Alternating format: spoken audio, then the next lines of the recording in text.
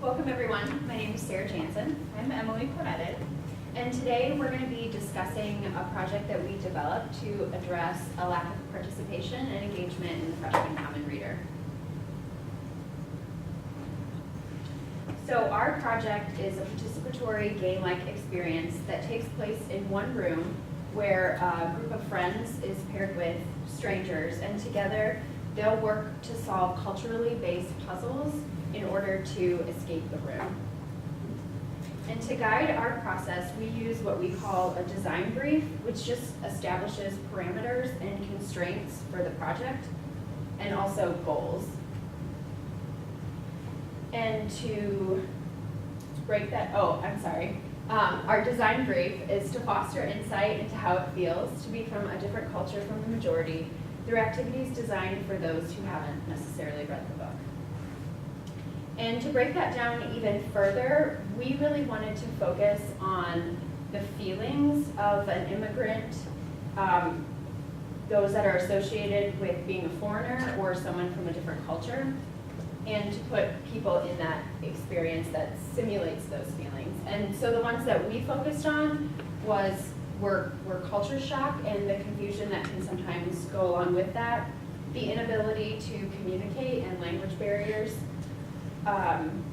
navigating an unfamiliar place, and having to rely on other people for guidance or information who may be from a different culture or background than you. And some of the constraints, the main constraint that was established in our design brief was that this experience had to be for people who didn't read the book, so whether they don't like reading or just didn't read the Freshman Common Reader. So in order to come to this design brief and to create these constraints and limitations, we did a lot of empathy research. So first of all, we did a lot of interviews with extreme users, so people who were very just hyper engaged with narratives. For example, we talked to the person who started the Doctor Who Club on campus. We talked to the person who started the Rocky Horror Picture Show Shadowcast on campus. And I talked to someone who's very, very passionate about Harry Potter. Additionally, we did a lot of student interviews, so we talked to both freshmen who did and did not read the Freshman Common Reader to find out why they did or why they didn't. And then we also talked to students who have studied abroad to sort of understand what comes to mind when they think about being an outsider or being in a new culture. Then we also did observational research, so we observed a book club meeting. We went to the Gallifreyan Anthropology Club, which is what the Doctor Who Club is called on campus.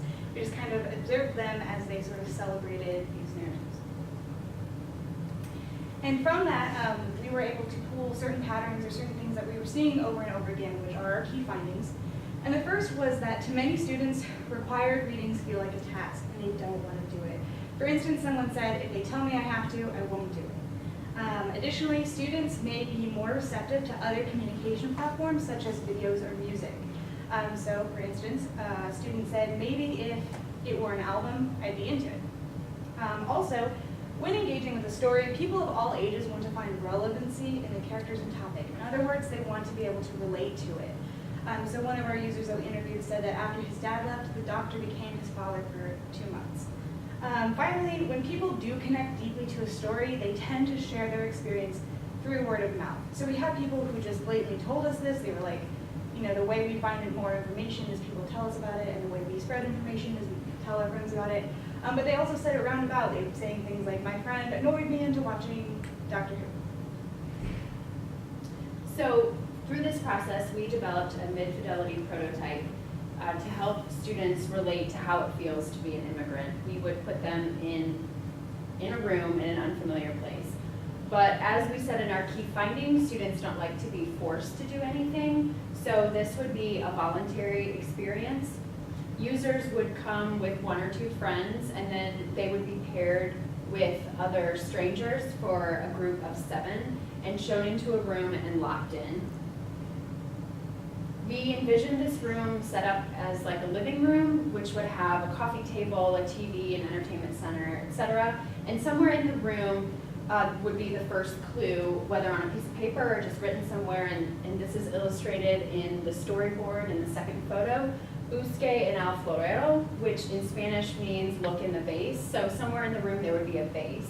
And in that vase, and this is moving on to the third photo, there would be a piece of paper with numbers on it. So after that, they would have to find the bike lock, which would be locked, which would be locking a suitcase. So they would have to enter the combination in order to unlock the suitcase. And then inside the suitcase would be the next clue, which would be a puzzle based in German folklore. It would read, "A legend of Alpine folklore says he sees you when you're sleeping. A very scary myth implies he comes around on Christmas. What is the name of this German metaphor?" So in order to move on and get the next clue, the participants would have to come up with the answer, and they would take a selfie and post that to Twitter with the answer in the caption, along with the hashtag VSUEscape. And after doing that, they would receive a direct message that would have a phone number in it. So from there, they would have to call the phone number, and the phone would ring, and there would be a voicemail message with "La boîte de Pandore," which is a French saying that would lead them to look in the room for a box. And in that box would be the key that would ultimately allow them to escape. And one thing to note in this room is that we would establish a safe word so that if at any time anyone felt uncomfortable, they would be able to immediately exit. So in order to discuss how this fulfills the design brief, I'd like to revisit it. Just as a reminder, it's to foster insight into how it feels to be from a different culture than the majority through activities designed for those who haven't read the book. So obviously this experience would translate very well for people who hadn't read the book. You don't have to have any knowledge of the book to do this activity and still understand how it feels to be an outsider. So it deals with cultural limitations because obviously you have only your limited knowledge. There are very direct language barriers because our clues deal with that. Also communication, because you're communicating with a team who's most likely going to be different than you. You have to work with these people who have different backgrounds, and you're sort of relying on them too to help you get out of the room. And obviously you're navigating an unfamiliar space because hopefully you haven't been in this room before. So we actually tested this on 2 different levels. We tested it as a low fidelity prototype, just as a sketch. And when we did that, we found that users did not want to play this game with strangers, which is how we initially had it. So when we made it into the mid-fidelity prototype and tested it, we added that in. We said you can bring some of your friends and you get mixed in with some strangers. And so when we tested that version, we found that people liked it, they responded well to it, and they wanted it to be longer. So more clues, more puzzles, they just wanted it to go on for a longer amount of time. They didn't like incorporating the digital elements. So they didn't want to do the voicemail, and they didn't like the idea of posting on Twitter. They wanted strictly physical puzzles and mysteries and games and things in the room. They also suggested doing something like incorporating the prize or making it like a competition. So we really feel that this project is good because it has a lot of future growth. And that's all. And at this time, we'll take any questions.